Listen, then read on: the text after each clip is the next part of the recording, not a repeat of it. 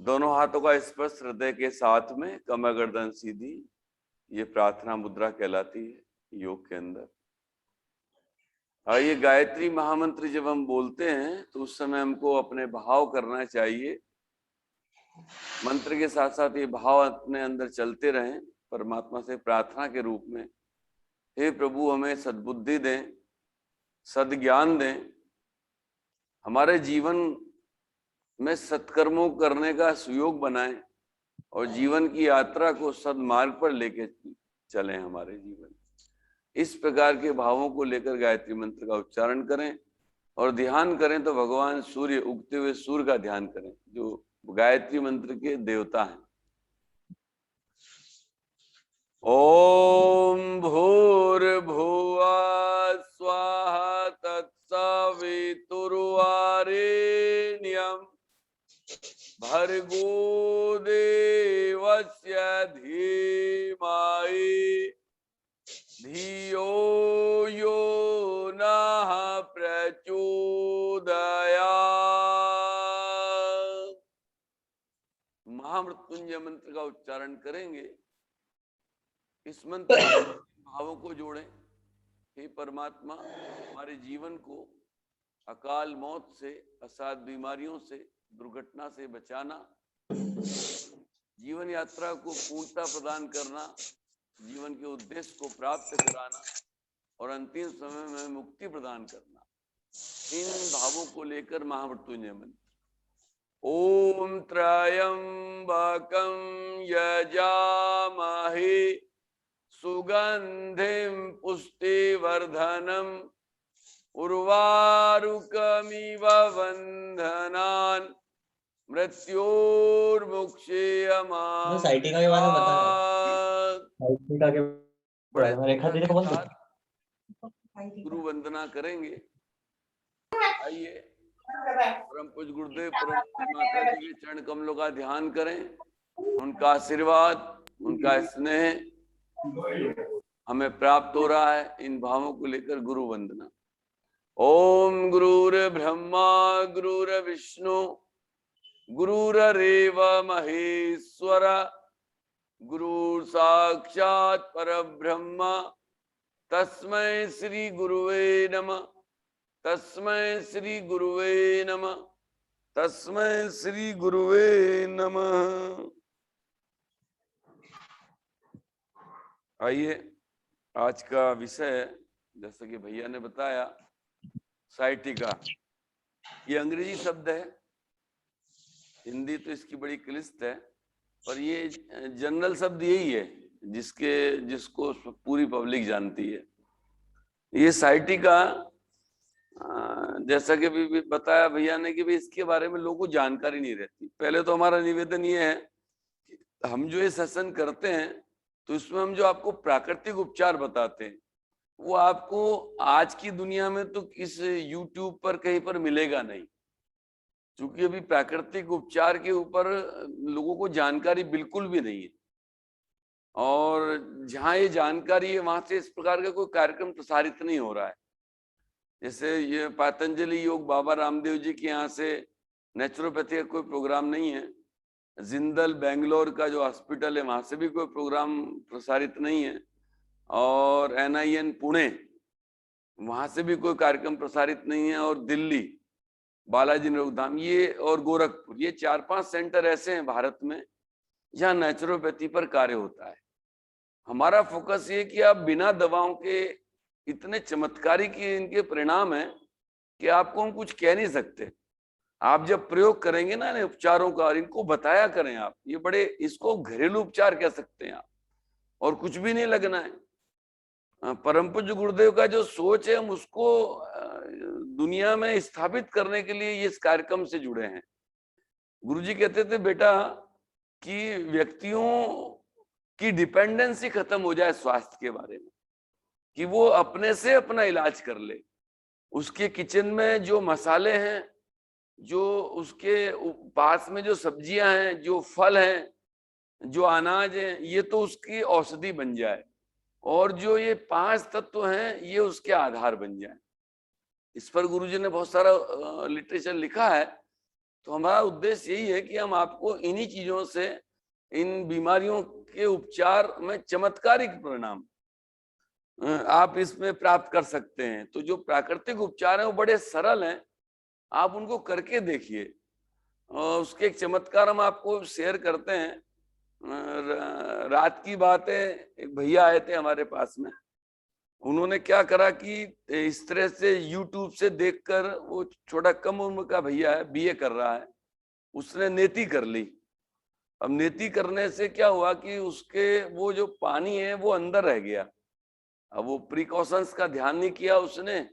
जब पानी उसके अंदर रहा तो उसके कानों में दर्द शुरू हो गया बहुत तेज। इस बीच में उसने लंबे समय तक एलोपैथी का इलाज लिया। वो पेन किलर दिए जाते, जब तक उनका प्रभाव रहता तब तक वो दर्द खत्म हो जाता, फिर उसको दर्द और बढ़ जाता। वो बहुत परेशान हो गया। कहीं से उसको हमारे बारे में जानकारी लगी होगी, वो हमारे पास आया। कितने लगभग 1 महीने पहले आया, और उस समय उसको बहुत दर्द था और बहुत एलोपैथिक दवाई ले रहा था। हमने कहा भैया ये गले का फॉल है, सूती और ऊनी हमारे पास यहाँ उपलब्ध रहते हैं। हमने उनको दे दिया कि आप कुछ मत करो, दिन में खाली 4 बार ये फॉल लगाना बस, और पेट साफ कर लेना। तो आपको चमत्कार ये बताते हैं कि जिस दिन से वो फॉल लेकर गया, पहले दिन उसने 4 बार फॉल लगाया, उसको दर्द एकदम रुक गया और एलोपैथी उसने फर्स्ट डे बंद कर दी। और जब वो कल आया था तो उसने कहा भाई साहब थोड़ा थोड़ा सा मेरे को कभी कभी दर्द होता है, बाकी उस दिन से लेकर आज तक उसने कोई टैबलेट नहीं ली पेन किलर के रूप में, और उसका दर्द गायब हो गया और वो अपने को बड़ा स्वस्थ महसूस कर रहा था। इस उदाहरण को देने के पीछे उद्देश्य ये है कि अब उसको हमने क्या उपचार बताया, छोटा सा उपचार बता दिया, भाई पेट साफ कर लीजिए और ये गले का फॉल लगा लीजिए बस। एक हमारा बेसिक ट्रीटमेंट है और एक हमारा एडवांस ट्रीटमेंट है नेचुरोपैथी का। इन 2 उपचारों से उसकी इतनी बड़ी समस्या, जिसके लिए एलोपैथी में वो महीनों 2-4 महीने से दवाइयां खा रहा था, और वो जो पेन किलर है उसको ना जाने कितना साइड इफेक्ट में उसको डाल देती। तो भाइयों बहनों, हमारा उद्देश्य ये है कि आप इन चीजों को प्रसारित करें। आयुर्वेदिक फार्मूले तो यूट्यूब पर बताए जाते हैं, पर नेचुरोपैथी के उपचार नहीं बताए जाते। आयुर्वेद में डिपेंडेंसी है, शुद्ध जड़ी बूटी कहाँ से लाएंगे आप, ये बड़ी दिक्कत का विषय है। और जो पुरानी मिलती है वो काम नहीं करती है। आयुर्वेद को जगाना है तो फिर वो जो परम पूज्य गुरुदेव का जो आयुर्वेद जो उन्होंने बात करी है, गमलों में स्वास्थ्य, छतों पे स्वास्थ्य, हमारे मनोज जी भाई साहब का कभी एक सेशन होना चाहिए।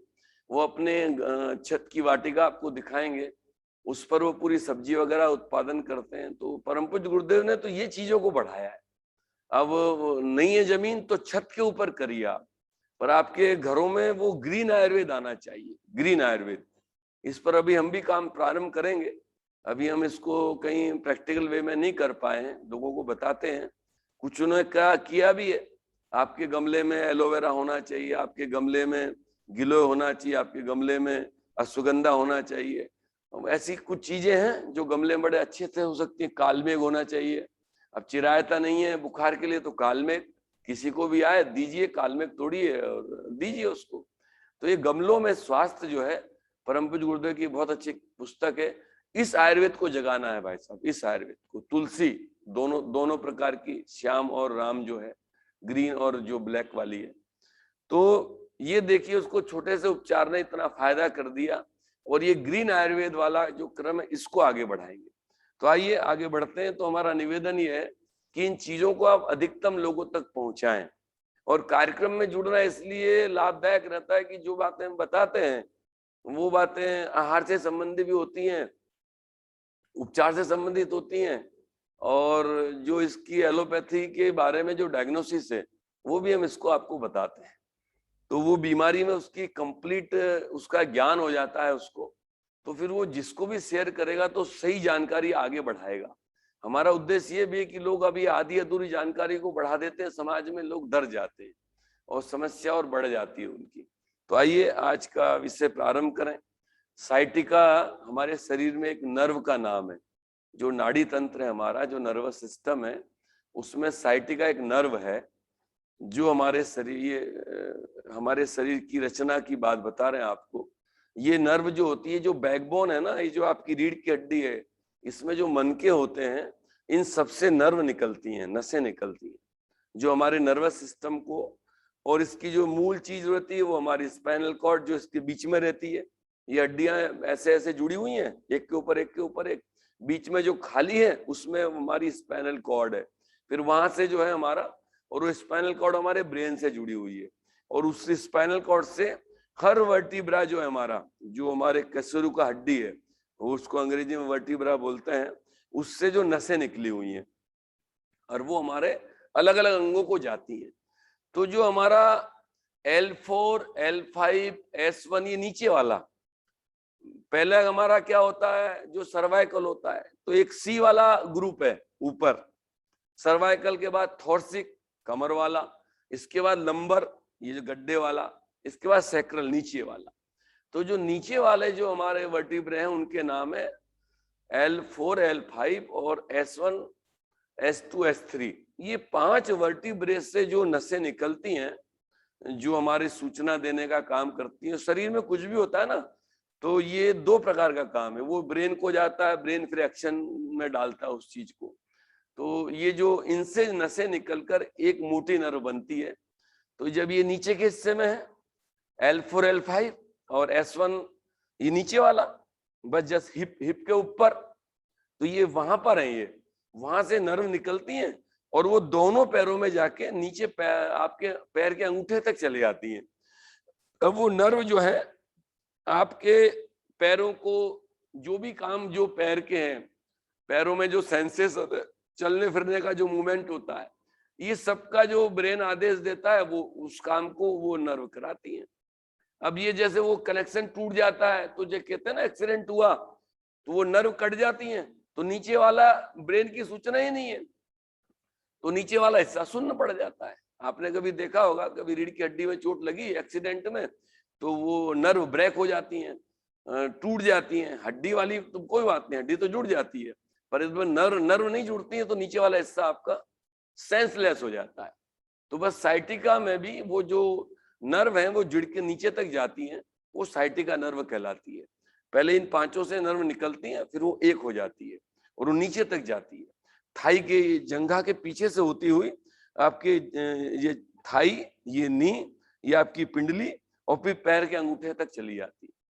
तो ये समझ गए, इसकी रचना से पता पड़ गया कि भाई ये नर्व का खेल है सारा, इसको साइटिका नर्व बोलते हैं। ये सबसे मोटी है शरीर में, चौड़ी भी कह सकते हो, मोटी कह सकते हो, लंबी कह सकते हो, इतनी लंबी नर्व है ये। तो ये हमारा साइटिका नर्व है और इससे संबंधित ये बीमारी है। अब होता क्या है इसमें, इसकी पहचान कैसे? दर्द तो कमर में भी दर्द होता है, बहुत से लोगों को बना रहता है, पर वो एक ही स्थान पर रहता है। पर जब ये दर्द जो है आपके निचले हिस्से में हो और नीचे को ट्रेवल करे, आपकी जंघा में होने लगे, घुटने में होने लगे, आपकी पिंडली में, और नीचे फिर पैर के अंगूठे तक चला जाए, तब ये साइटिका का दर्द कहलाता है। नहीं तो वो रीढ़ की हड्डी में अक्सर बैकबोन में दर्द बहुत लोगों को होता है, बहुतों को होता है, स्पॉन्डिलाइटिस वगैरह, आर्थराइटिस वगैरह होती रहती है। तो ये वो दर्द तो फिक्स रहता है, ये ट्रेवल करता है, पहले उठेगा और फिर नीचे की तरफ गमन करेगा, और ये दर्द बड़ा तीव्र होता है। वो वाले दर्द तो आपके एक जैसे बने रहते हैं, ये तो बहुत तेज होता है, जैसे कभी दांत में, कान में दर्द होता है ना, आदमी बेचैन हो जाता है, ये इस प्रकार का दर्द होता है। तो ये है आपका साइटिका की समस्या, और ये इसी नस का दर्द है, और इसी बीमारी को आप साइटिका, अंग्रेजी में है ये, तो इसको साइटिका की बीमारी बोलते हैं, और बड़ी समस्याग्रस्त है ये जब होता है तो कुछ दिनों से लेकर फिर हफ्तों और महीनों तक भी होता है, आदमी बेड रेस्ट पे चला जाता है और बड़ा सीवियर होता है। तो अब इसके पहले लक्षण तो हमने बता दिए कि भाई दर्द उठा आपके निचले पोर्शन से, बीच में से नहीं, ऊपर से नहीं, क्योंकि L4, L5, S1, S2, S3 ये नीचे वाला हिस्सा है, हिप के जस्ट ऊपर वाला, वहां से दर्द उठेगा और थाई को होता हुआ, घुटने को होता हुआ, पिंडली को होता हुआ नीचे तक जाएगा। तो ये इसकी एक मोटी पहचान है। तेज दर्द होगा, चलने में भी दर्द होगा, बैठने में भी दर्द होगा, सोने में भी दर्द होगा, इन सब में दर्द होगा आपको, तो समझिए साइटिका है। और इसमें क्या जब ये लंबे समय की समस्या हो जाती है तो पैर में सुन्नपन भी आ जाता है, पैरों में झंझनाहट भी होती है, समझ रहे ना आप। और पैरों में सुन्नपन के साथ में सूजन भी हो जाता है, सूज भी जाते हैं पैर। तो ये सारी जो पहचान है, ये समझो कि आपके साइटिका के इस रोग की पहचान है। आपको तीव्र दर्द होगा, है ना, आपको चलने में, बैठने में, सोने में, लेटने में, सब जगह समस्या होगी। आपको लंबे समय तक यदि दर्द बना हुआ तो पैरों में सुन्नपन भी आएगा, झंझनाहट भी होगी और पैरों में सूजन भी हो जाती है। तो ये सब समझ लिए, ये जब दिख रहा है आपको तो ये आपके साइटिका रोग की पहचान है कि आपको साइटिका की समस्या हो चुकी है और तीव्र दर्द होता है, असहनीय दर्द होता है, आदमी बड़ा तड़फड़ाता है। अब इसके कारण तो हमने बता दिए भाई, ये जो मुख्य बात है कि भाई साइटिका नर्व की प्रॉब्लम है ये। अब नेचुरोपैथी तो मूल कारण एक ही मानती है हर बीमारी का, समझ लीजिए एक ही बात। इतनी शानदार बॉडी इतने दिमाग से भगवान ने बनाई है, यदि आप भगवान को अवतार रूप में जाने तो बड़ा दिमागदार, कितना सिस्टम सेट करा, कैसे उसने जीन्स बनाए, किस तरह क्रोमोजोम्स बनाए, कैसा पाचन तंत्र बनाया, लीवर बनाया, सब कुछ बनाया। तो भगवान का जो शरीर बनाया हुआ है ये बहुत अच्छे से चलता है, जितना पैकेज उसने दिया है उतना पैकेज ये पूरा करता है। पर हमारी दिनचर्या के कारण, हमारी लाइफ स्टाइल और हमारा जो भोजन है वो डे बाय डे इतना परिवर्तित होता जा रहा है कि हम इंद्रियों के दास बनते जा रहे हैं। ये जीबान लपलपाती है और नए नए रेसिपी हम तैयार करते हैं। भाइयों बहनों, ये दुनिया, हमें तो गुरुजी की बातों पर विश्वास होने लगा है कि दुनिया समाप्ति की ओर है, क्योंकि हम इंद्रियों के लिए इतना जीना शुरू करते चले जा रहे हैं और पैसा दुनिया में बढ़ता चला जा रहा है, पैसे की होड़ मच गई है और उस पैसे को दिखाने के लिए इतने इतने सारे भोजन। जब कोई पार्टी करता है, साधारण से भोजन की जगह तो 10-20 तो सब्जियां बनवाएगा, 4-5-10 तरह की रोटियां बनवाएगा, मिठाइयों को तो कहना ही नहीं, जन कितने प्रकार की मिठाई बनेगा। अभी दिवाली में हम निकलते थे मार्केट से, देखते थे ढेर सारी मिठाइयां, गिन ही नहीं सकते। 56 पकवान तो खत्म हो गए, अब तो शायद 256 हो गए होंगे पकवान। तो भाइयों बहनों, ये इंद्रियों का मामला बड़ा गड़बड़ है और ये जब दोनों इन काम होंगे तो बीमारियां तो इंसान को मारेंगी मारेंगी, आपका भोजन और आपकी लाइफ स्टाइल। अब बोला ना अभी हमने, अब आदमी लेट तक तो जगता है और लेट तक जो है फिर उठता है। तो ये स्वस्थ जो दिख रहा है बस वो ढांचा। अभी हम हार्ट के बारे में प्रॉब्लम पढ़ रहे थे, एक जनरल में लेख था, इतने हार्ट अटैक हो रहे हैं, साइलेंट किलर के रूप में हो रहे हैं और युवाओं को हो रहे हैं। चिंता का विषय तो ये हो रहा है, युवाओं को हो रहे हैं। तो भाइयों बहनों, आप ये जो बात हमारी सुनते हैं अपने परिवार में भी लागू करिए, अपने बच्चों की चिंता करिए, उनके भोजन को समय रहते बदलिए आप। तो नेचुरोपैथी जो बेसिक इसका कॉज मानती है वो ये मानती है, हर इसका ही नहीं, हर बीमारी का जो कॉज मानती है कि ड्यू टू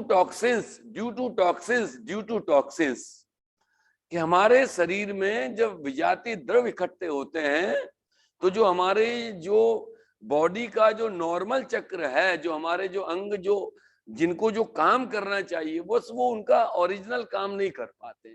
बात भी सही है। अब कोई आदमी का चलने फिरने का एक नॉर्मल मूवमेंट है, उसको 2-4 आदमी यूं पकड़ ले, अब ना तो वो हाथ हिला सकता है, ना वो पैर उसके चल सकते हैं, ना गर्दन हिला सकता है। और इसी यानी आदमी पकड़ना है नहीं, गंदगी को पकड़ना।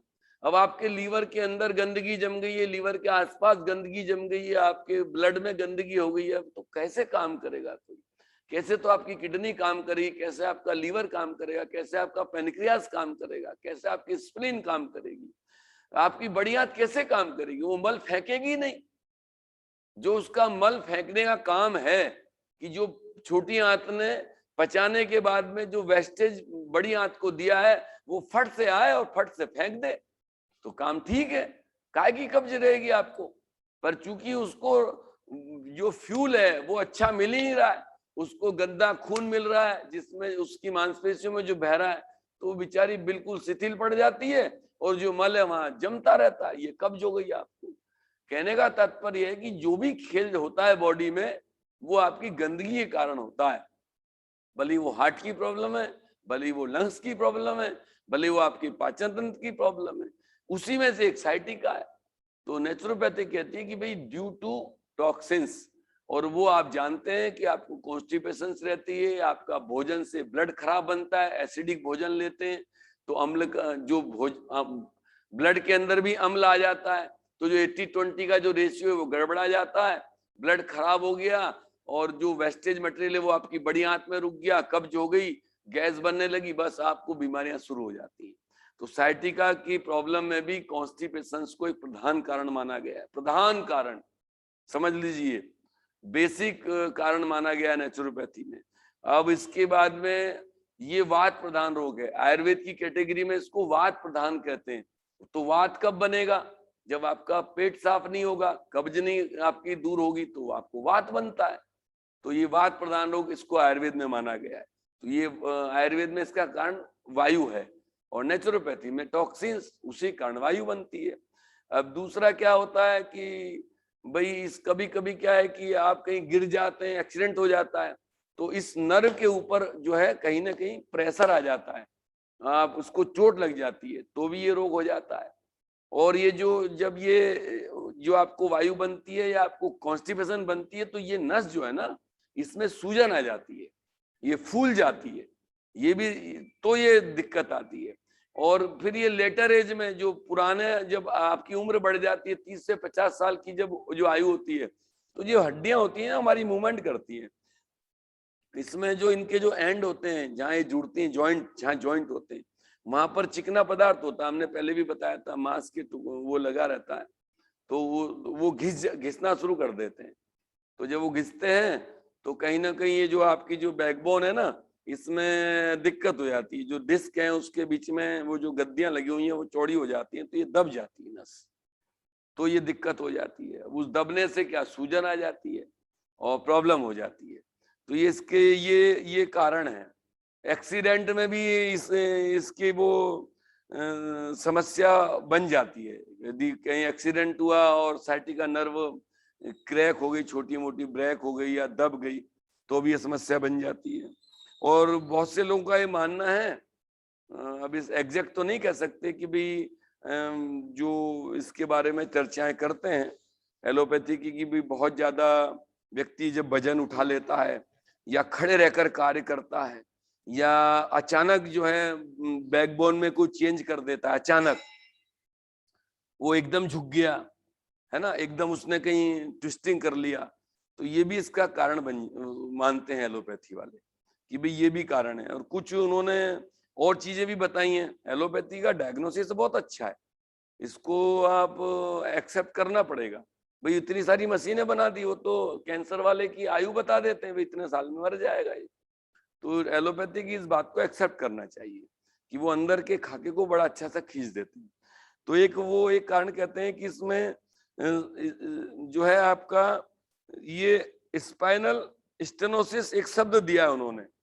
तो इसमें क्या होता है कि जो रीढ़ की हड्डी की नसें है ना, उसमें प्रॉब्लम आती है, तो भी वो साइटिका को इसको जो है स्पाइनल स्टेनोसिस भी इसका एक कारण मानते हैं एलोपैथी में। एक एलोपैथी में शब्द और उन्होंने दिया है कि जो है स्लिप्ड हेरिडिटरी डिस्क, एक नाम दिया अंग्रेजी में, तो ये मोटा हिंदी में समझ लो कि जो हमारे नीचे की जो हमने आपको बताया था ना L4 L5 ये S1 S2 S3 जो है, ये जो अव्यवस्थित हो जाती है, तो इनकी दिक्कत के कारण भी ये जो अंग्रेजी में नाम बताया है ये समस्या मानते हैं वो।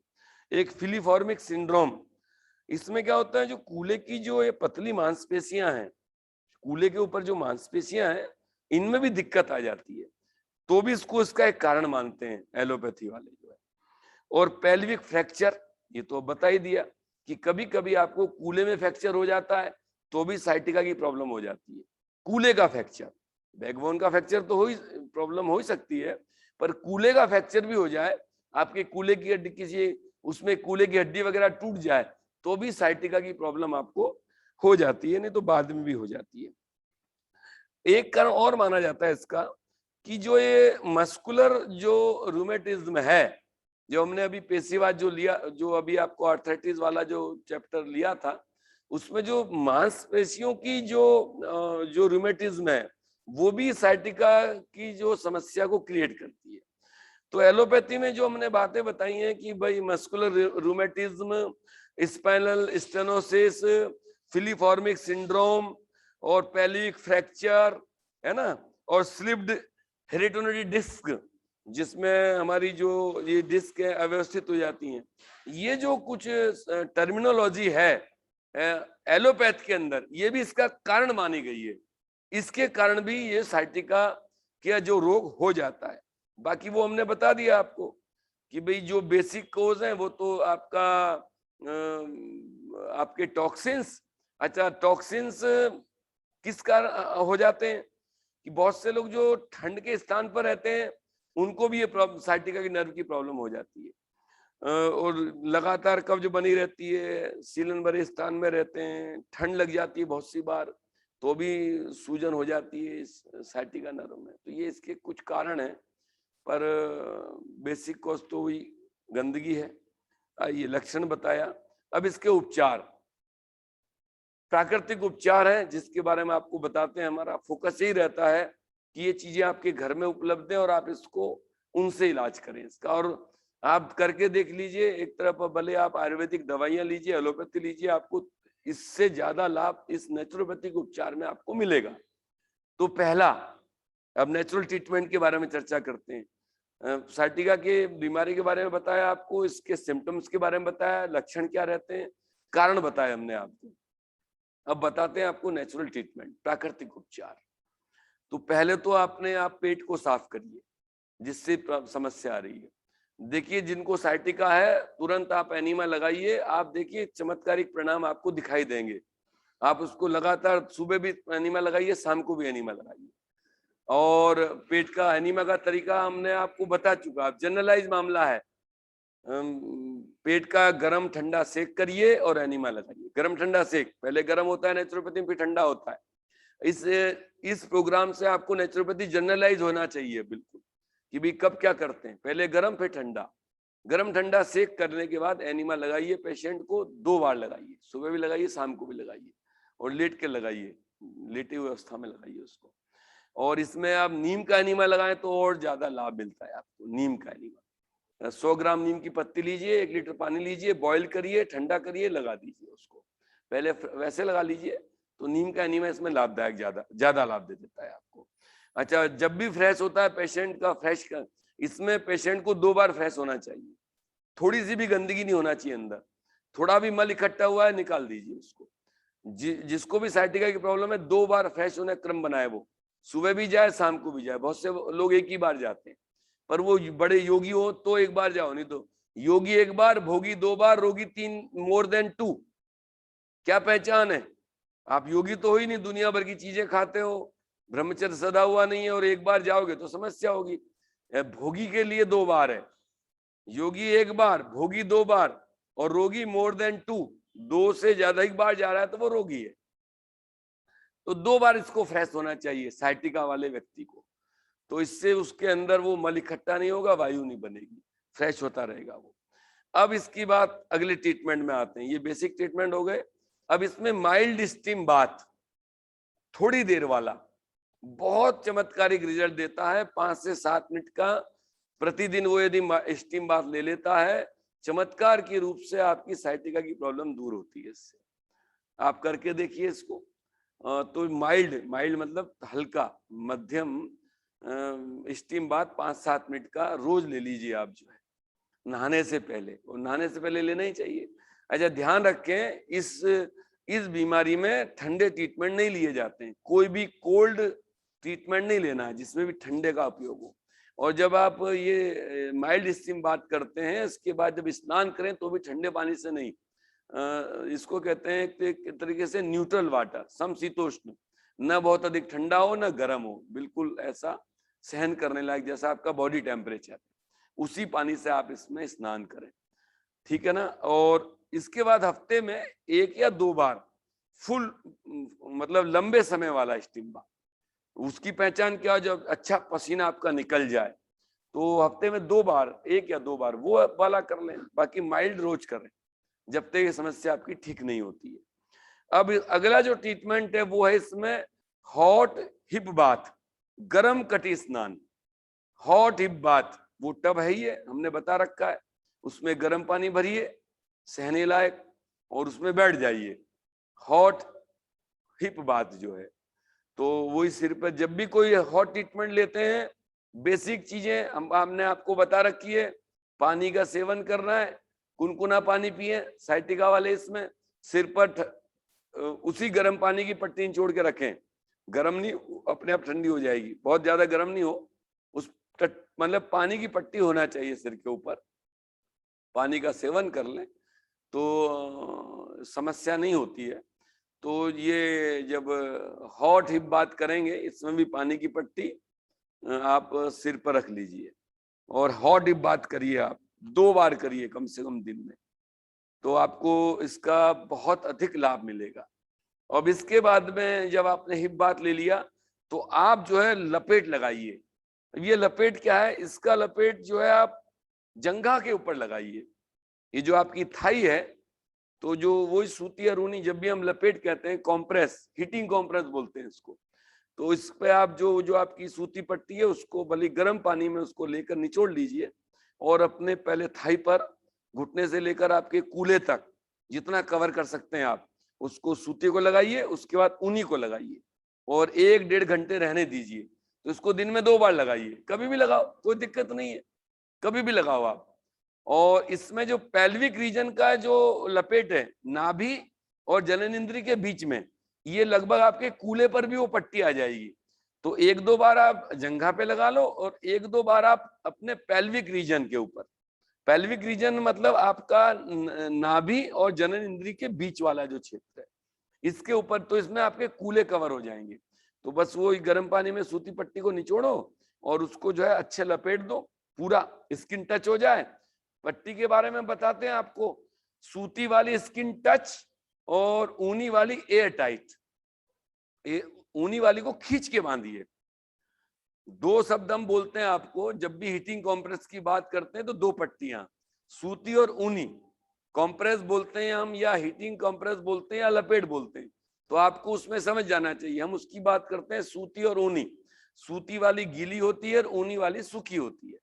और सूती वाली को स्किन टच करते हैं, चिपका के लगाते हैं, और ऊनी वाली को एयर टाइट करते हैं, खींच के लगाते हैं। तो ये 2 पट्टियां आपको घुटने से कूल्हे तक और एक पेल्विक रीजन, ये 2 लपेट आप लगाएंगे तो आपको साइटिका की प्रॉब्लम में बड़ा लाभ मिलेगा। और इसमें जो इसका सेक, इस लपेट से पहले आप सेक भी कर सकते हैं। जहां आपको ज्यादा दर्द है, मान लीजिए थाई में दर्द है, पिंडली में दर्द है, घुटने में दर्द है, तो उस जगह आप इसमें गर्म ठंडा सेक भी करिए। तेज गर्म पानी सहन करने वाला पट्टी लीजिए और उसमें कपड़ा डालिए, निचोड़िए और रखिए, तेज गर्म सहन करने वाला। ये जो है इसमें आप जब तक वो पट्टी ठंडी ना हो तब तक उसकी रखिए।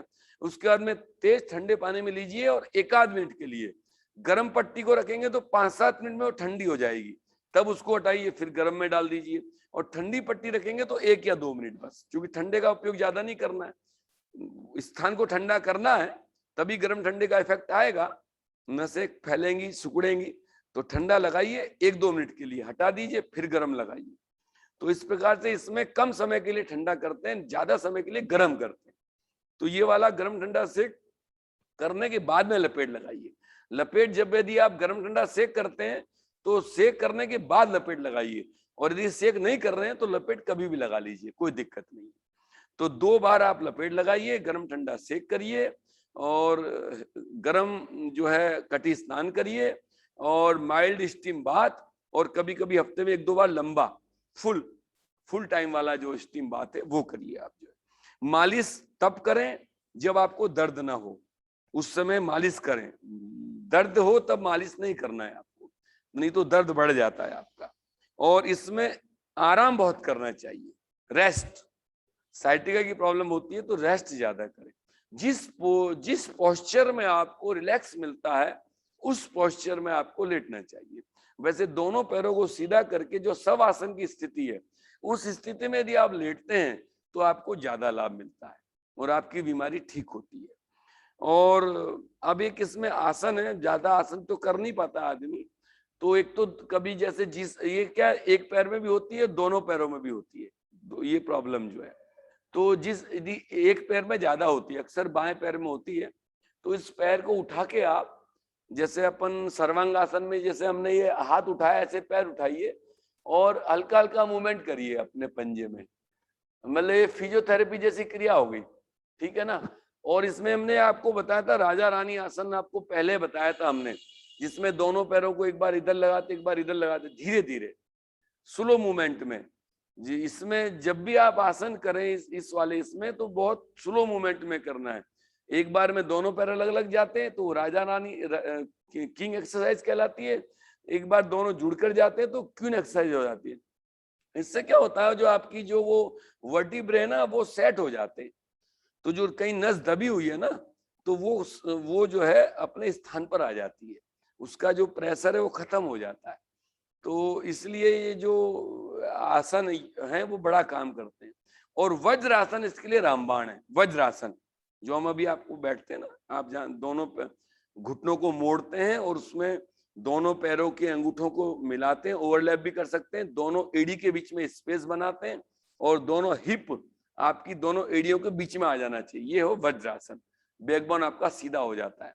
तो जब भी आप बैठ सके तो वज्रासन में बैठिए। वज्रासन दो काम करता है, साइटिका में भी बहुत काम करता है और पाचन तंत्र आपका जो है, आपके अंदर जूस अच्छे गिरते हैं और सोखे जाते हैं, इससे आपका शरीर वज्र मजबूत बनता है, इसलिए इसका नाम वज्रासन है। तो साइटिका की प्रॉब्लम में वज्रासन बड़ा लाभ देता है।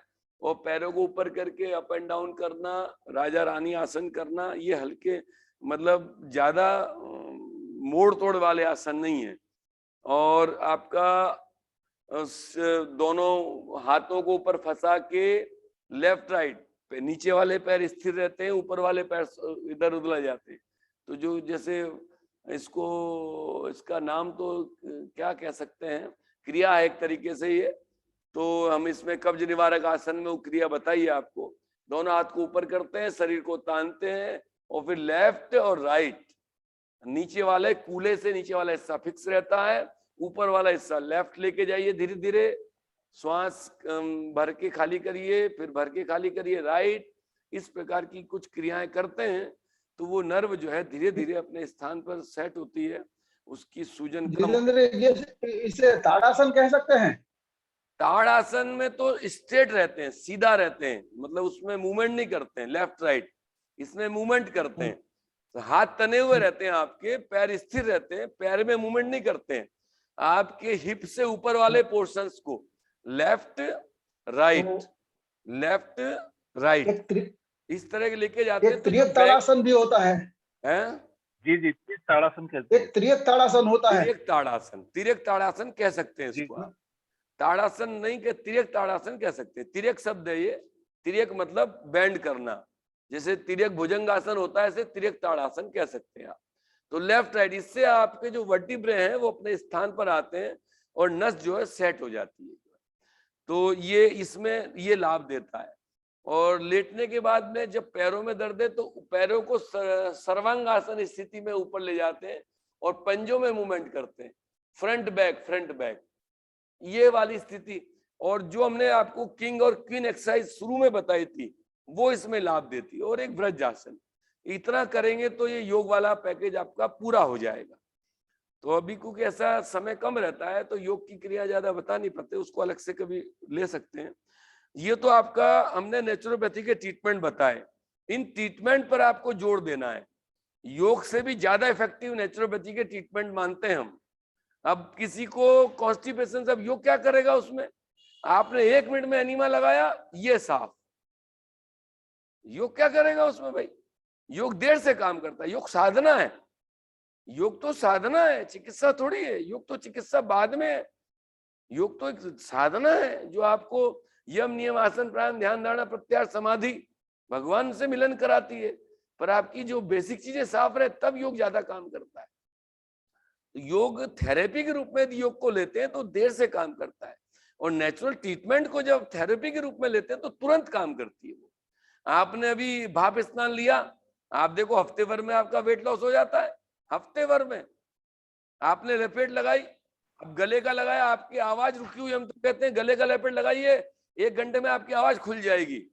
हम तो आपको चैलेंज करते हैं, आप बोल नहीं पा रहे हैं, आपको लेक्चर देना है, आप गले का लपेट लगाइए, आपको 1 घंटे भर बाद बोलना है, आधे घंटे बाद बोलना है, आधे घंटे का लपेट लगा लीजिए, खुल जाएगी आपकी आवाज। ये तो नेचुरोपैथी तो चमत्कार करती है भैया, चमत्कार, और तुरंत करती है, बहुत समय नहीं लेती है वो। तो ये नेचुरोपैथी पर चूंकि भारत में काम ही नहीं हो रहा है, इसको जनरलाइज नहीं किया जा रहा है, सरकार का भी ध्यान नहीं है नेचुरोपैथी के ऊपर, हम तो आपको सही बता रहे हैं। और अभी सामाजिक संस्थाओं में गायत्री परिवार काम करता है सेवा के रूप में, बाकी चूंकि इसमें चमत्कार है तो लोग इसको कमाने का धंधा बना दिया, ढेर पैसा ले रहे हैं, तो नेचुरोपैथी कैसे फैलेगी? फिर पैसे वाले लोग इसका लाभ ले रहे हैं, हाई प्रोफाइल लोग लाभ ले रहे हैं नेचुरोपैथी। छोटे व्यक्ति का विश्वास ही नहीं होता कि पानी की पट्टी क्या करेगी, गले की पट्टी क्या करेगी, ये एनीमा क्या करेगा, वो तो भागता है एलोपैथी की तरफ, पैसा कूद रहा है जेब में, मोटी जांचें कराता है, मोटे चेकअप कराता है, डॉक्टर भी सोचता है आ गया हमारे पास व्यक्ति, खूब लूट लो इसको। बड़ी बड़ी फोर्टिस, अपोलो, सब सीरीज बन गई अस्पतालों की। तो भाइयों बहनों, ये उपचार हमने आपको बताए, आप करके देखिए, आप घर में उस रोगी को ठीक कर रहे हैं, कुछ नहीं करना आपको। दुनिया भर के लोग लेप चढ़वाते हैं, ये करते हैं, वो करते हैं, क्या क्या करते हैं, और ये रोग ठीक नहीं होता। हमने बहुत से पेशेंट को महीनों तड़पते देखा है, पर वो मानते भी नहीं और करवाते रहते, यहाँ लेप लगवाएंगे, वहां लेप लगवाएंगे, ये कराएंगे।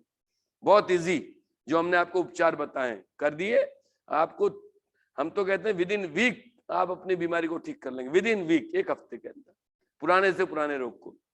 अब आइए कुछ चीजें हैं जिनको अपने आहार में प्लस कर लें।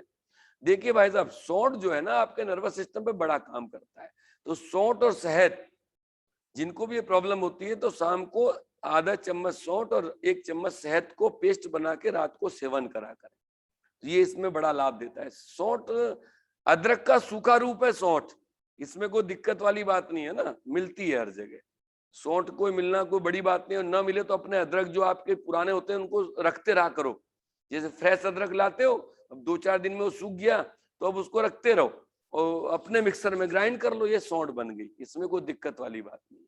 तो सौंठ का सेवन बड़ा लाभ देता है इसमें। अब फ्रेश है तो अदरक का जूस ले लो, अदरक का जूस, उसमें शहद और नींबू, ये वाला पेय भी इसमें बड़ा काम करता है। इसको भी आप घर में नींबू है, अदरक है और शहद है, इनका भी सेवन कर लो आप, गर्म पानी में ले लिया करो प्रातः काल, ये भी बड़ा लाभ करता है। इसमें आहार के रूप में यदि आप बात करते हो तो इसमें जो एल्कलाइन फूड है, जो देखो क्षार, जब आपका शरीर में अम्ल अधिक बन गया तो आपको ये दिक्कतें बढ़ती हैं, ये भी समझ लीजिए आप। तो जो क्षार जब कम हो जाता है शरीर में तो ये साइटिका की प्रॉब्लम होती है, तो आप नसों में सूजन आ जाती है। तो आप अपने फूड को एल्कलाइन बनाइए, उसके बारे में हम पहले आपको बता चुके हैं, जिनमें क्षार ज्यादा है। शक्कर बिल्कुल स्टॉप कर दीजिए, गुड़ का सेवन इसमें बढ़ा दीजिए, शक्कर एकदम बैन कर दीजिए, शक्कर नहीं खाना, गुड़ का सेवन करिए, आपको बड़ा लाभ मिलेगा। हमने 2-3 पहले पेय बताए थे, तुलसी गुड़ बताया था, नींबू गुड़ बताया था, अदरक गुड़ बताया था। अदरक गुड़ का जो पेय हमने आपको बताया कि 1 गिलास पानी और आपका 5 से 10 ग्राम अदरक और 20 से 30 ग्राम गुड़, इसको बॉईल करिए, इसको दिन में भी लीजिए एक बार भोजन के बाद और रात को भी सोते समय लीजिए, ये इसमें बड़ा लाभ देगा आपको। अदरक और इसका जो है गुड़ का पेय, हमने 3 पेय आपको बताए, तुलसी पे, अदरक पे, नींबू पे, और गर्म भी और ठंडे भी। तो इसमें अदरक का तो ठंडा नहीं बताया है, तुलसी का भी ठंडा नहीं, तुलसी का एक बार को ठंडा ले सकते हैं, अदरक का तो गर्म ही बताया हमने, तो इसको आप लीजिए, ये पेय इसमें बड़ा लाभ देता है। और एक जो है इसमें जो बहुत पुराने, जिसका जो गांव में बहुत लोग करते हैं, गांव में बहुत सी बीमारियों में लंबे समय से लहसुन का दूध पीते हैं लोग। वो क्या करते हैं, लहसुन घरों में रहता है तो जैसे कि इसमें वैसे इस दूध का उपयोग लोग पहले अपने जो कृमि होते थे पेट में, बच्चों के पेट में कीड़े हो जाते थे तो उसको निकालने में इसका उपयोग ज्यादा करते थे। और इसमें क्या है कि लहसुन में ये एंटीवायरल प्रॉपर्टी भी है और एंटी बैक्टीरियल प्रॉपर्टी भी है। तो दवा के रूप में जब लहसुन का उपयोग करें तो कोई दिक्कत नहीं है, पर भोजन के रूप में मत करिए, आप स्वाद के रूप में मत करिए, इसको अपने मेडिसिन के रूप में करिए तो कोई दिक्कत नहीं है। पर जब आप इसको स्वाद के रूप में करते तो दिक्कत है, आपको तल कर भून कर खाते हैं, वो मत करिए आप। तो इसमें लहसुन का दूध भी बहुत फायदा करता है, ये एंटीवायरल एंटी बैक्टीरियल प्रॉपर्टी है लहसुन की, एंटीऑक्सीडेंट भी है और एंटी इंफ्लामेटरी भी है, यानी सूजन को भी कम करता है लहसुन। तो इसमें क्या करें, 4-5 कली ले लीजिए आप, लहसुन की 4-5 कली, उसको पीस बनाइए और 250 ml दूध में उसको बॉईल कर लीजिए। आप चाहें कि भाई दूध में लहसुन नहीं उबालना है, तो आप ऐसा करो कि गर्म दूध कर लो और लहसुन का पेस्ट बना लो, उसमें लहसुन का पेस्ट डाल दो और थोड़ी देर रख दो, तो लहसुन का जो रस है वो दूध में एब्जॉर्ब हो जाएगा। अब इसका सेवन कर लो, या तो एक बार में पी लो और नहीं पी सकते हो तो 2-3 बार में पी लो। तो ये भी इसमें बड़ा लाभ देता है लहसुन का दूध जो है, तो ये भी आप इसका उपयोग कर सकते हैं। बाकी इसमें जो वात प्रधान जो चीजें वो बिल्कुल न खाएं, नहीं तो आपको दिक्कत होगी। जैसे अंकुरित है, यदि आप ले रहे हैं तो बंद कर दीजिए, अंकुरित नहीं खाना, क्योंकि इसमें वायु बनेगी आपको। और जूस भी थोड़ा दिक्कत करते हैं, जूस से भी कहीं ना कहीं वायु बनती है, तो इसमें सूप को बढ़ाइए, आप सूप लीजिए और सूप बनाए तो उसमें अदरक और जीरा अजवाइन का उपयोग कर लीजिए। जीरा तो डलता ही है सूप में, तो उसमें अदरक भी डालिए बारीक किसके जो है, और अजवाइन का भी उपयोग करिए। तो इसमें पालक का सूप, आपका लौकी का सूप, टमाटर का सूप, सूप के ऊपर जोर दीजिए, जूस को थोड़ा कम कर दीजिए। और जूस लेना है तो उसमें अदरक का जूस ऐड करके लीजिए, जो भी जूस ले आप। और जो जिनसे वायु बनती है वो चीज बिल्कुल आप स्टॉप कर दीजिए। जैसे बहुत सौ को पेठा खाने से वायु बनती है, कद्दू जो होता है बड़ा, पंपकिन, उससे वायु बनती है। अरबी खाने से वायु बनती है, अरबी जो घुइयां होती है। आलू से वायु बनती है, जिमिकन से वायु बनती है, दालों से वायु बनती है, दूध से वायु बनती है ना। और ऐसी जो चीजें हैं जिनसे आपको, और अपनी बॉडी का आपकी नेचुरल प्रॉपर्टी जानिए कि किस चीज को खाते हैं आप, उससे वायु बनती है, उनको रोक दीजिए आप जब तक ये समस्या है आपको। बाद में भले थोड़ा वो उपयोग कर ले, पर समस्या यदि आपको बनी हुई है, दर्द आपको है, दर्द बना हुआ है, तो इनको स्टॉप कर दीजिए, तुरंत बंद करिए इनको। एक जो है एक आयुर्वेदिक ग्रीन आयुर्वेद के रूप में एक बहुत अच्छा उपयोग है इसका, पारिजात के जो पत्ते होते हैं ना, पारिजात, हर सिंगार, ये बड़ा उपयोगी पौधा है। इसके घर में यदि पेड़ लगाओ तो पत्ते ले लो, हरे पत्ते। हम ग्रीन आयुर्वेद की बात करते हैं, ड्राई की बात नहीं करते हैं, पंसारी वाले आयुर्वेद की बात नहीं करते, डब्बा बंद डाबर आयुर्वेद पतंजलि की बात नहीं करते हम तो उसको बलि नहीं देते, हम उसको अच्छा नहीं मानते। जब से हमने गुरुजी का गमलों में स्वास्थ्य की बात पढ़ी है, गुरुजी कहते बेटा इसको बढ़ाओ, इस जो घरों में वो सब चीजें लगवाओ जो उपयोगी हैं। तो पारिजात के पत्ते लीजिए, 10-20 पत्ते, और अपने 1-2 कप में उसको अच्छा सा खूब उसको बॉईल करिए और उस पानी को पीजिए आप। तो ये इसमें भी इसका लाभ मिलेगा पारिजात के पत्तों का। तो मुझे लगता है कि लगभग सारी बातें हो गई हैं और घड़ी भी 8 बज गए हैं। तो साइटिका के रोग के बारे में ये जो जानकारी है हमने आपको प्रदान करी, और हम चाहते हैं कि ये एक बहुत समस्या है और लोग बहुत परेशान बहुत होते हैं इसमें, हमने देखा है। तो इन उपचारों को आप पब्लिक तक शेयर करें और खासकर फोकस करें नेचुरोपैथी के जो ट्रीटमेंट्स हैं उनको आप सीखिए और उनको करिए। हमारा उद्देश्य रहता है कि वो उपचार आपके घरों में लागू होना शुरू हो जाए। हम देखते हैं, आप देखते हैं ना हमको, हम सुबह गले की पट्टी आपके सामने खोलते हैं, हम लगाते हैं इसको, हम बहुत सी चीजें बताते हैं और नई नई चीजें भी इजाद करते रहते हैं। अभी हमने एक वो बनाया है, वो आपको फिर कभी बताएंगे, कॉलन इरिगेशंस। आपके कॉलन को साफ करने के लिए एक इंस्ट्रूमेंट तैयार किया है जो आपके सीधे नल से लग के और सीधा आपके कॉलन को साफ करते हैं, वो एनिमा नहीं, कॉलन इरिगेशंस। तो अभी बड़ी बड़ी मशीनें कॉलन के साफ करने की बड़े बड़े 5 स्टार होटलों में लगाई जा रही हैं। वो पेशेंट को बुला के उसके कॉलन में जबरदस्ती से उसको मल को निकाला जाता है, वो अगली बात है। पर हमारा लक्ष्य है कि छोटी छोटी चीजें, अब इतनी बड़ी मशीन बाहर ढेरों पैसा लेते, फिर पैसे की बात, नेचुरोपैथी में पैसा जुड़ गया है क्योंकि लाभ तुरंत मिलते हैं। और एलोपैथिक दवाई के साइड इफेक्ट पूरे जनरलाइज हो चुके हैं, हर आदमी जान चुका है कि इसको ज्यादा खाएंगे कहीं ना कहीं हमारा लीवर, किडनी, पैनक्रियाज ये सब प्रभावित हो जाएंगे। तो पढ़ा लिखा वर्ग अब एलोपैथी से दूर जा रहा है। हमने देखा है बहुत से एलोपैथी के डॉक्टर लेते ही नहीं, एलोपैथी देते हैं पर लेते नहीं, तो वो जान चुके हैं इसके साइड इफेक्ट के बारे में। तो नेचुरोपैथी में पैसे कमाने का बहुत वो चल चुका है। चलिए आज की बात समाप्त, आगे यात्रा चलती रहेगी। जी बहुत बहुत धन्यवाद आदरणीय भाई साहब, साइटिका के विस्तार से आपने इसके प्रत्येक पहलू पर प्रकाश डाला। कुछ प्रश्न है उनको ले लेते हैं। अभी आपने ग्रीन आयुर्वेद की बात आप कर रहे थे, परम पूज्य गुरुदेव की इस पर लिखी हुई पुस्तिका गमलों में स्वास्थ्य और शाक वाटिका लगाए, तो शाग वाटिका पे गायत्री परिवार शांति कुंज के निर्देशन में एक बड़ा काम कर रहा है, जिसमें परम पूज्य गुरुदेव ने ये भी लिखा है कि अन्न पर और निर्भरता कम की जाए और शाक सब्जियों पर निर्भरता बढ़ाई जाए। उस पर बहुत विस्तार से पूरा साइंटिफिक तरीके से उसमें किताब में पूरा गुरुजी ने उसमें लिखा है। तो उसी को लेके गायत्री परिवार ने एक विधा शुरू की है कि गमलों में स्वास्थ्य और शाक वाटिका साथ ही मसाला वाटिका हम अपने घर की छत पर लगाए। तो भाई साहब जो निवेदन कर रहे थे, अभी चूंकि मैं छत पे खड़ा हूँ तो 2 मिनट में आपको दर्शन कराना चाहूंगा अपनी छत के, जहाँ पे शाक वाटिका के माध्यम से पिछले वर्ष शुरुआत की थी और पिछले वर्ष से 70% साग सब्जी हम अपने घर की खाते हैं। तो थोड़ा सा दर्शन कराएं अगर आपके पास समय है तो। कराएं कराएं। ये कैमरे को आड़ा कर रहा हूँ। ये टमाटर दिखाई दे रहा है? हमें नहीं आया जी। आप दिखाई दे रहे थे वो।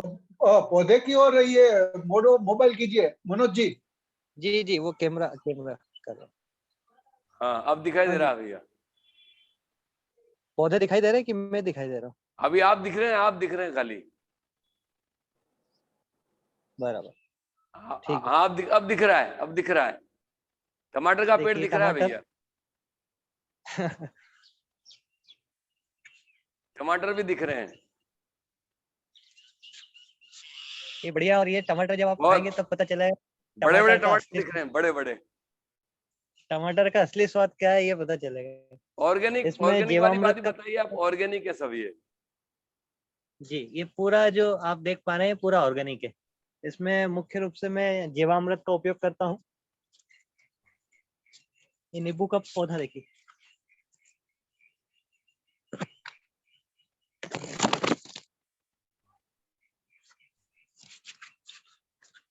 ये गोभी, पत्ता गोभी, पत्ता गोभी, पुदीना। पुदीना, बहुत अच्छे। 1-2 पौधे लगाए हैं ये सहजना, सहजन। सहजन, इस सहजन, बहुत की अच्छे। ड्रम पत्ती स्टिक। फल बड़ा जो है पौष्टिक होती है और प्रोटीन से भरपूर होती है। जी जी जी। इसमें अभी मैंने ये गिलकी की जो बेल लगी हुई है उसमें पूरा मैंने लिखित में पूरा कि कितने दिन कितने कितने सब्जी निकली है। तो अभी तक 30 किलो गिलकी हम लोग खा चुके हैं। 30 किलो? 30 किलो गिलकी इस सीजन में। कितनी बेल से मनोज जी? कितनी बेलों से? 1 बेलों से, 2 बेलों से? 3 बेल है। 3 बेल से 30 किलो, बहुत अच्छी बात। अच्छा, दूसरा ये देखिए, ये आज्ञा घास का पौधा है। आज्ञा ये घास, जी, ये ग्रीन पत्थर टी, चट्टा ग्रीन टी के रूप में। जी, जी। ये मसाला वाटिका। पत्थर चटा भी लगाओ। पत्थर चटा भी बताइए पथरी के लिए। आपके इस पे लगा हुआ ये रहा। ये पत्थर जो पथरी के लिए बड़ा उपयोगी। बहुत उपयोगी है, बहुत उपयोगी है। ये आपकी गिलकी दिखाई दे रही है। अभी चूंकि अब ठंड की सब्जी लगाना है, मुझे थोड़ा समय कम मिलता है इसलिए ये जी। गिलोय। गिलोय जी जी, बहुत अच्छे। ये बैगन के सब पौधे हैं। जी, इसमें बैगन लग रहे हैं इसमें। बैंगन लगे हुए हैं, दिख रहा है।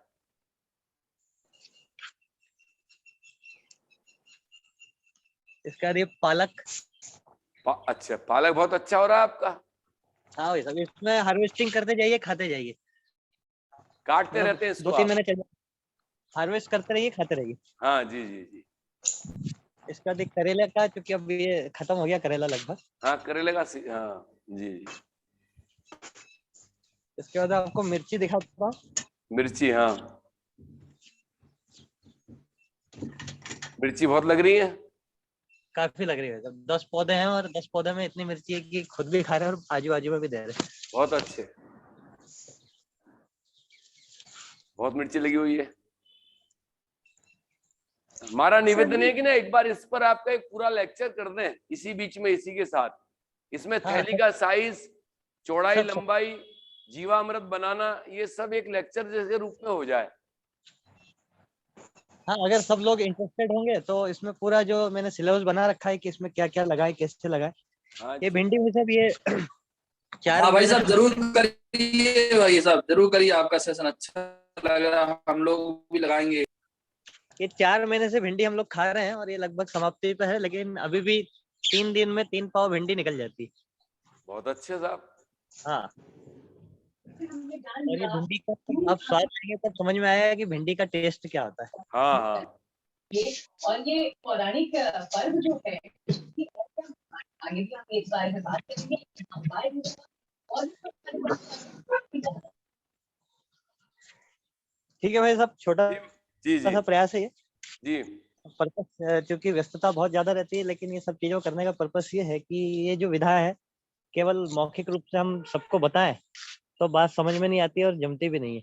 आप ये अगर प्रैक्टिकल देखें तो मैं खुद इस प्रैक्टिकल को कर चुका हूँ, और पिछली बार जब बड़े पैमाने पे किया था तो कई सारे टीवी चैनल जो है इसको कवरेज किए थे, और मध्य प्रदेश दूरदर्शन ने भी इसको दिखाया था कि किस तरह से हम अपने घर पर शाक वाटिका, मसाला वाटिका और गमलों में स्वास्थ्य आरोग्य वाटिका, लघु आरोग्य वाटिका, इसको यदि हम बना लें तो आहारी, जैसे आदरणीय भाई साहब शुरू में बात कर रहे थे कि हमारा आहारी औषधि का काम कर सकता है। तो ये जो हम सब्जी खाते हैं एक औषधि से कम नहीं है। साथ ही छोटी छोटी जो ग्रीन आयुर्वेद की बात अभी आदरणीय भाई साहब कर रहे थे, तो ग्रीन आयुर्वेद भी जिसमें छोटी छोटी चीजें हैं जिनका हम दैनिक जीवन में उपयोग करते हैं, ऐसी छोटे छोटा ग्रीन आयुर्वेद के रूप में 10-12 पौधों को घर की छत पर, और आप ये देखें मैंने जिसमें लगाया है ये बहुत लाइट वेटेड है। अगर आपको लगता है कि घर की छत पर वजन बढ़ रहा है तो ऐसा नहीं होगा। ये लाइट वेटेड पॉलीथीन है और मार्केट में ग्रो बैग भी इस तरह से उपलब्ध होता है। जब भविष्य में इस पर हम चर्चा करेंगे, एक सेमिनार करेंगे, तब इसके बारे में विस्तार से बताएंगे। आप भी इस पर मन बनाएं, छोटा काम तो कर सकते हैं गमलों में स्वास्थ्य वाला। तो ठीक है भाई साहब, आज की बात समाप्त करते हैं। कुछ प्रश्न है भाई बहनों को? मनोज जी बहुत अच्छा प्रयास है, हार्दिक अभिनंदन। हाँ भाई साहब, यही प्रयास यही है कि जो बात हम गुरुजी की करते हैं अगर वो प्रैक्टिकली हो तो जल्दी समझ में आती है।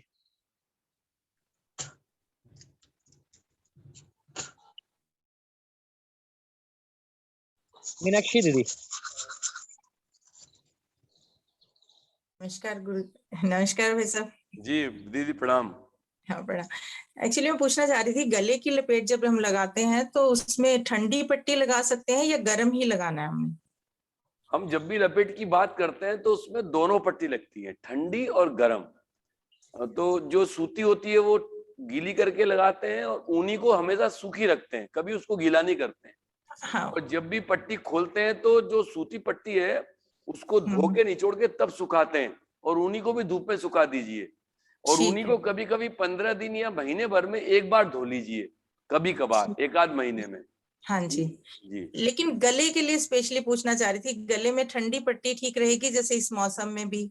ना लल आप समझ, उसमें वो प्रोसेस है दीदी, उसमें 3 एक्शन होते हैं। पहले वो गले पर ठंडा इफेक्ट, कूलिंग इफेक्ट आपको महसूस होगा, उसके बाद हीटिंग इफेक्ट गर्म वाला होगा, फिर कूलिंग होगा। 3 उसमें आपको टेम्परेचर क्रिएट होंगे, ठंडा, थोड़ी देर बाद फिर गर्म और फिर ठंडा। तो 3 टेम्परेचर आपके बनते हैं उसमें, तो ये काम करती है। इसका साइंटिफिक मामला है पूरा, वो बताएंगे, समय लगेगा। ठीक है। हाँ बस यही पूछना था गुरुजी। जी जी जी प्रणाम प्रणाम। प्रणाम दीदी। प्रणाम बाबूजी। प्रणाम। भाई साहब बोला करो, बाबूजी नहीं। जी प्रणाम भैया। वो मेरे बाल में बहुत ज्यादा डैंड्रफ ठंडी के समय हो जाते हैं, मतलब, और स्किन ऐसे जैसे खुजाओ तो ब्लड निकलने लगती है, इतने ज्यादा, फिर ठंडी के बाद ठीक हो जाता है। क्या समस्या? डैंड्रफ होते हैं बालों में, ठंडी के समय बस होते हैं। ठंड में ज्यादा होता है? हाँ देखो ये जो इतना बालों ज्यादा की होता है कि अगर आप खुजली करोगे पूरे सिर में फैल जाएंगे, कोई भी शैम्पू कोई भी दवाई काम नहीं कर रही है। जरा अरे और क्या हाल चाल है? यार रहते कि नहीं रहते मकान में? यार रहते ना? हाँ हाँ वही तो। ये किसकी आवाज आ रही है?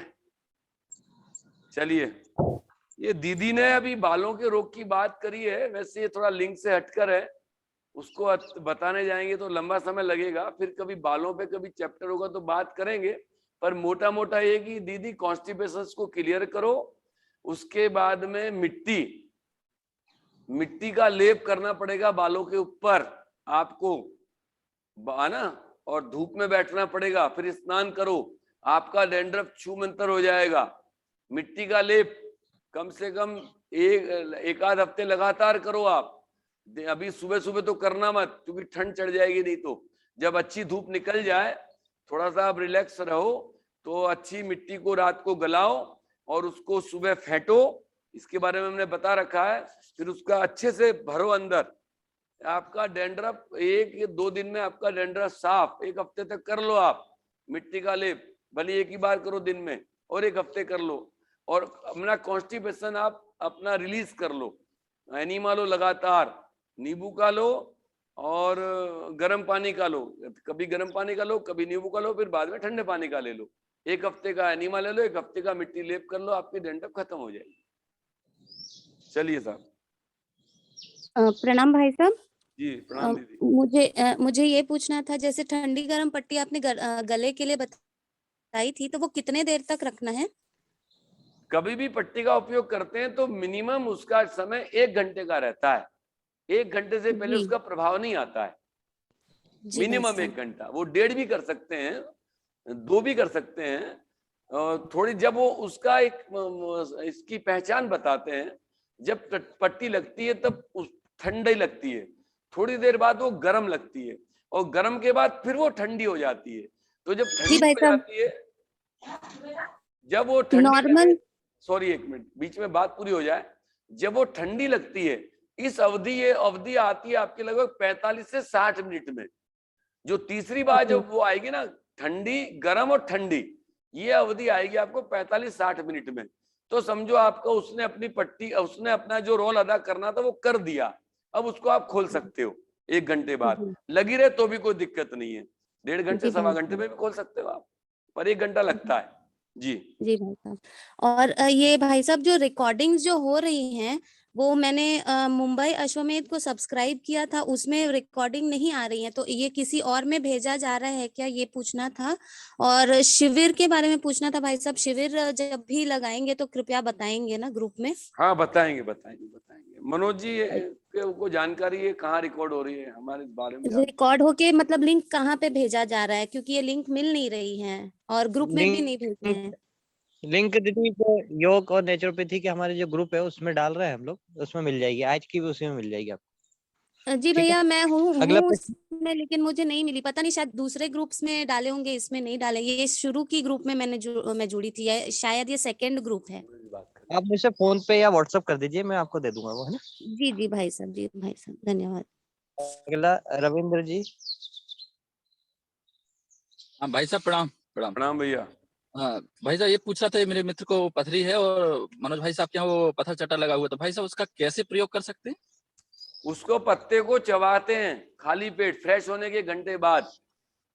फ्रेश होने के 1 घंटे बाद 1 पत्ता चबाइए उसको, उसमें लसलसा पदार्थ रहता है, और वो उसमें भी 2-3 वैरायटी है। उसको अंग्रेजी में ब्रायोफाइलम बोलते हैं, ब्रायोफाइलम।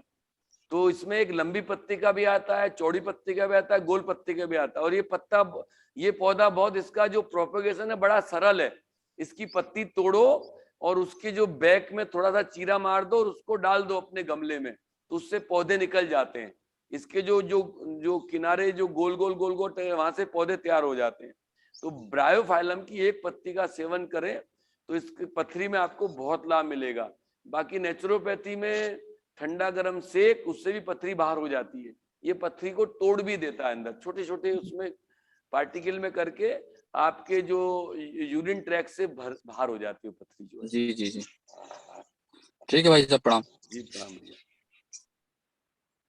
और कोई?